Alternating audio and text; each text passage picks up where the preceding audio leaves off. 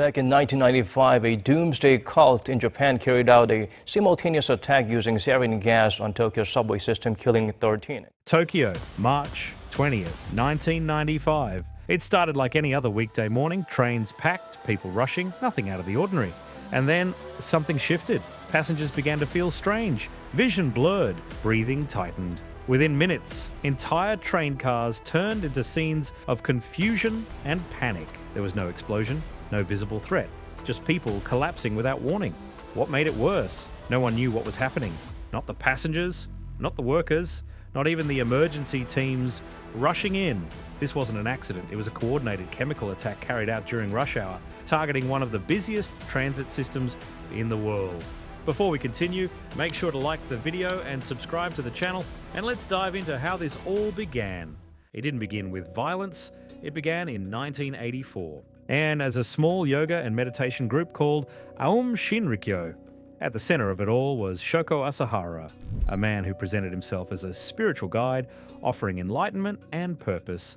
In the early days, the group attracted students, professionals, and people searching for direction.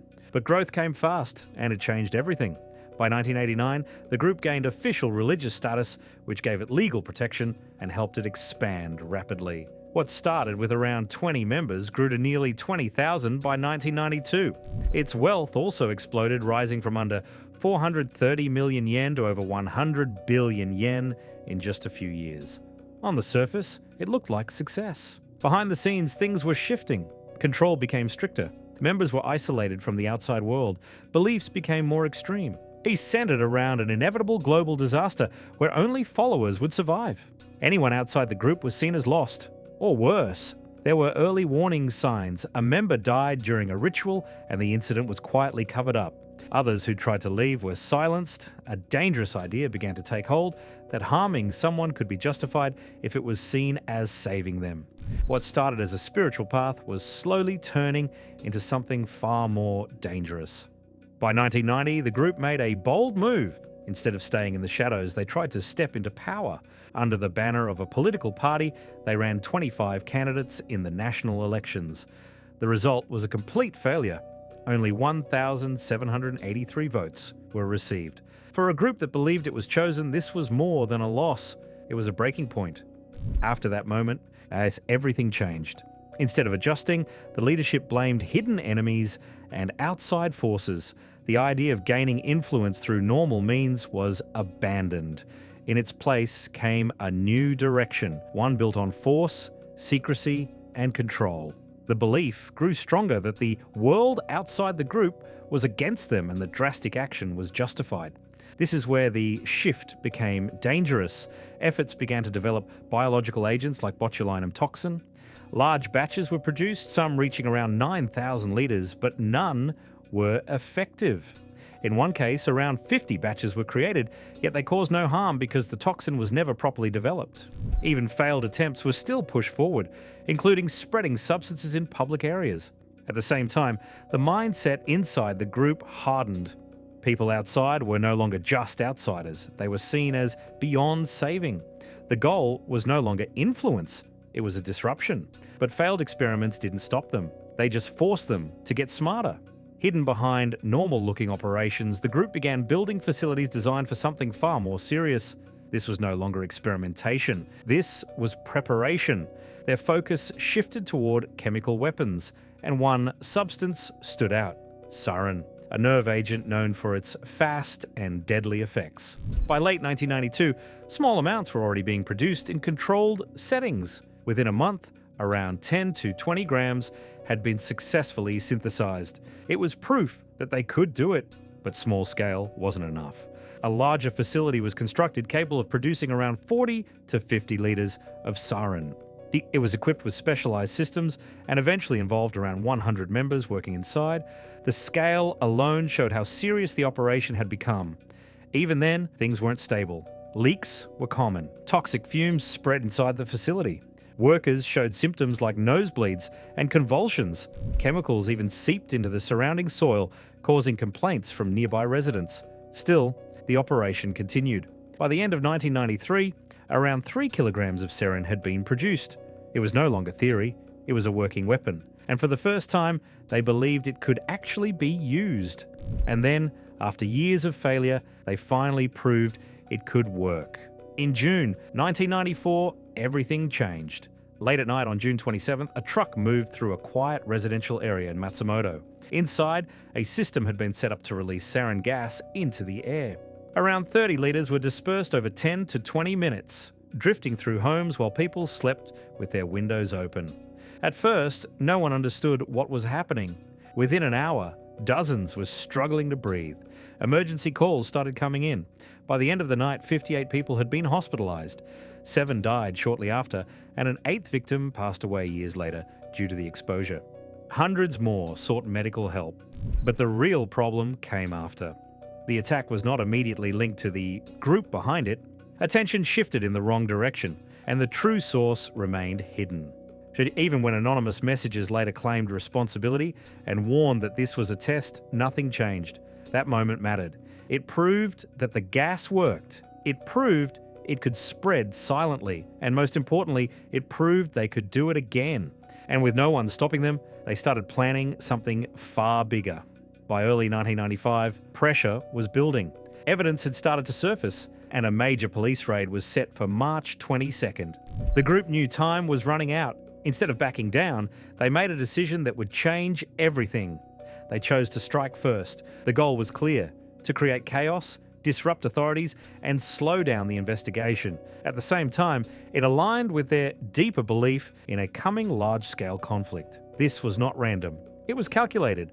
Just 2 days before the planned raid, production of sarin began again, but this time it was rushed. Due to missing materials, the final product was different: impure, brownish, and less stable than before. Still, it was deadly enough. Around 30 kilograms were produced and stored in a large container, later divided into smaller amounts for the operation.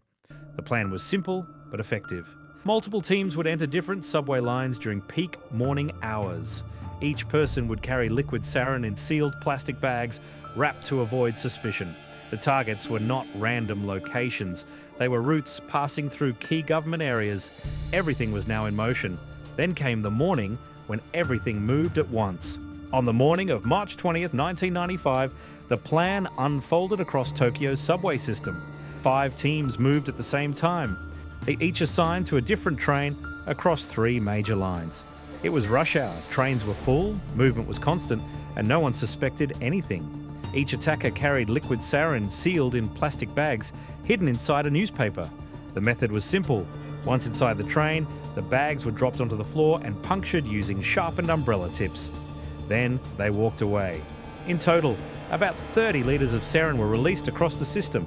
At first, nothing seemed obvious. There was no explosion, no loud sound. But sarin does not need that.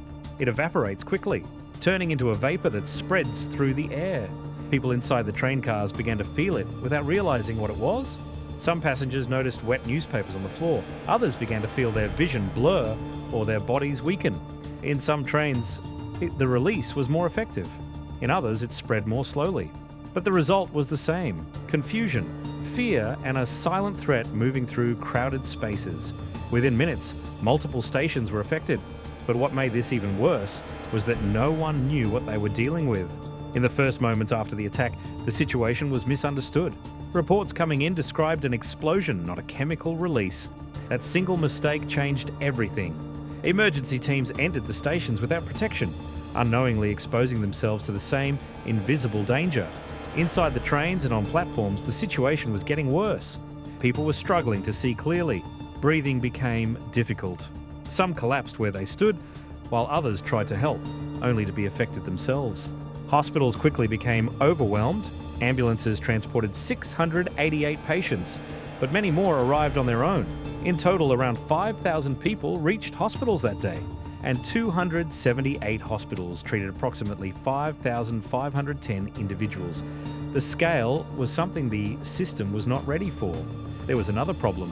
No one knew the exact cause at first. Without confirmation that it was a nerve agent, treatment was delayed or uncertain. Antidotes like atropine and 2-PAM were not immediately available in large amounts. It took time before the true nature of the attack was recognized. By then, the damage had already spread far beyond the trains. Even those who were not directly exposed were affected while trying to assist others. By the time the truth was clear, the damage had already spread far beyond the subway. Once the scale of the attack became clear, the response shifted fast. Raids were launched on multiple facilities connected to the group. What authorities found inside confirmed the worst: chemical labs, stored agents, and clear evidence that this was not a one-time act. Arrests followed quickly. Over 200 members were taken into custody in the months after the attack, including key figures involved in planning and execution. The leader, Shoko Asahara, was eventually captured and faced trial along with other senior members. Years later, 13 of them were sentenced to death and later executed, while many others received life sentences. The full impact of the attack became clearer over time. A total of 14 people lost their lives and more than 6,000 were affected in different ways. Many survivors continued to deal with long-term health problems, including vision issues and psychological stress that lasted for years. But the story did not fully end there. Even after losing its status and facing heavy legal action, the group did not completely disappear. It continued under different names, still being monitored closely. What happened in Tokyo was not just an attack, it was a moment that exposed how vulnerable even the most advanced cities can be. A small, organised group managed to carry out a coordinated strike during peak hours, catching an entire system off guard. It changed how the world looks at chemical threats and emergency response forever. But it also leaves questions behind. Many members were highly educated scientists and engineers. Why do you think intelligence and professional success failed to protect them from such a violent ideology? Let us know your thoughts in the comments below. If this video helped you understand the story, make sure to like, subscribe, and share. Thanks for watching.